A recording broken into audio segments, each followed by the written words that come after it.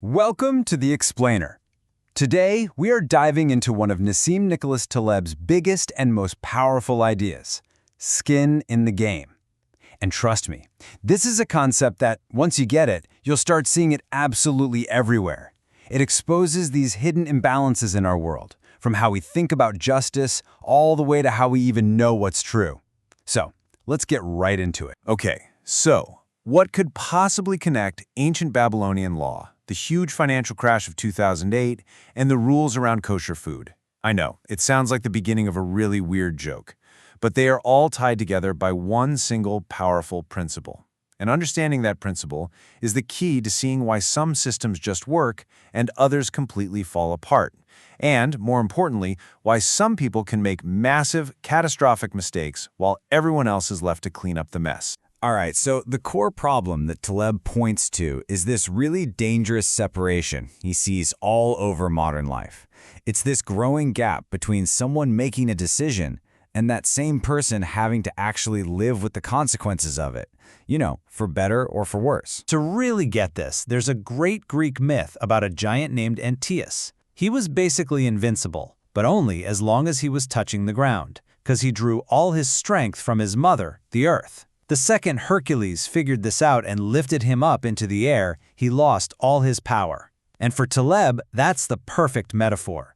Real knowledge, real strength, it requires direct, unfiltered contact with reality. And this brings us to the modern-day Antaeus, the person lifted off the ground.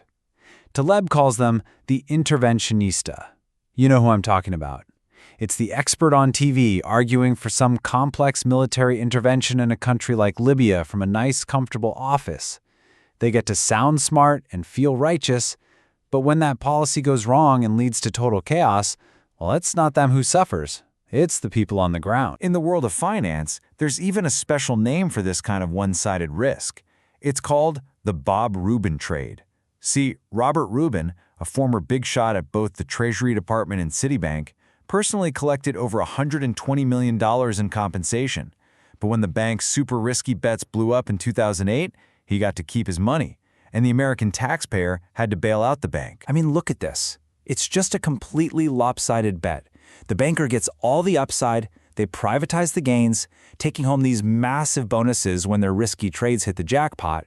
But when those same trades go bad, the losses get socialized. They get pushed onto you, the public. It is the absolute definition of heads I win, tails you lose. And not having any real risk doesn't just feel unfair, it actually works your thinking. These decision makers, they miss the long-term chain reactions of their choices. They can't see the second and third order effects. They also tend to reduce incredibly complex things like, say, your health, down to one simple number, like a cholesterol level. And maybe worst of all, they totally ignore feedback from reality. Because, well, why wouldn't they? They're insulated from the pain when things go wrong. They never learn from their mistakes. So if that's the problem, what on earth is the solution? Well, Taleb argues it's not something new and complicated. It's actually an ancient, elegant idea. You just have to restore symmetry. And let's be super clear about what skin in the game really means. It's not just about getting a piece of the action or some performance bonus. It's fundamentally about symmetry. And this is the important part. It's about exposure to the downside. It means you have to feel the pain. You have to pay a penalty if your decisions lead to harm. And this isn't some crazy new idea. It is one of the oldest principles of civilization. You see it nearly 4,000 years ago in Babylon with Hammurabi's Code. You see it in ancient ethical rules. You even see it at the heart of our modern legal systems that try to make people liable for the damage they cause. I mean, you can't get much clearer than Hammurabi's Code. The person who creates the risk has to bear the absolute worst of the consequences if that risk becomes reality. It's the ultimate accountability. The builder's skin is quite literally in the game. Now, the point isn't the literal punishment, of course. It's the principle.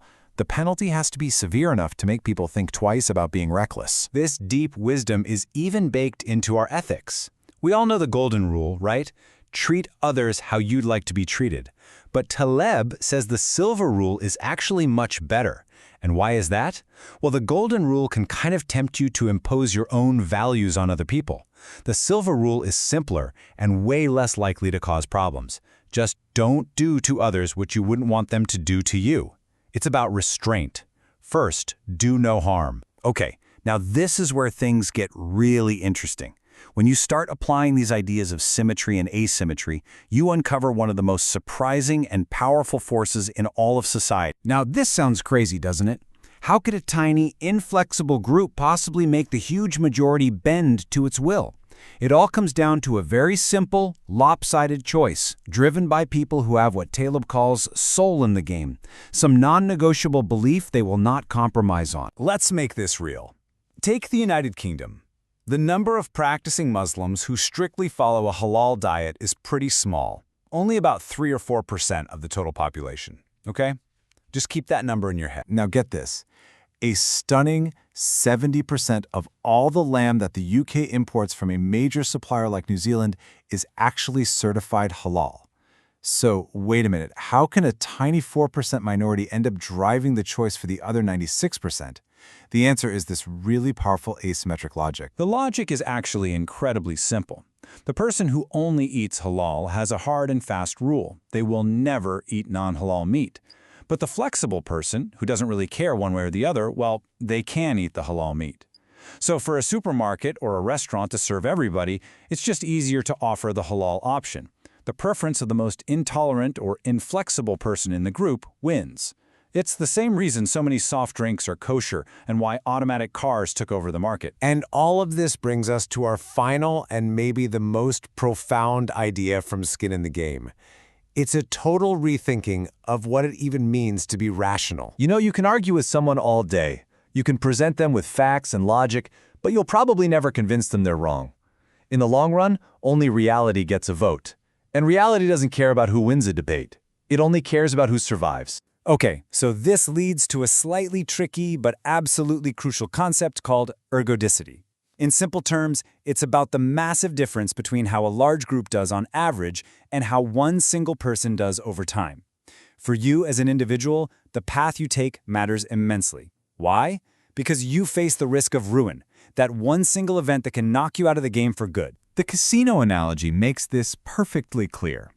Imagine 100 people go to a casino for just one night. A couple of them might go broke, sure, but the group as a whole will be fine. But if one person goes to that same casino 100 nights in a row, it's almost a mathematical certainty that they will eventually go broke.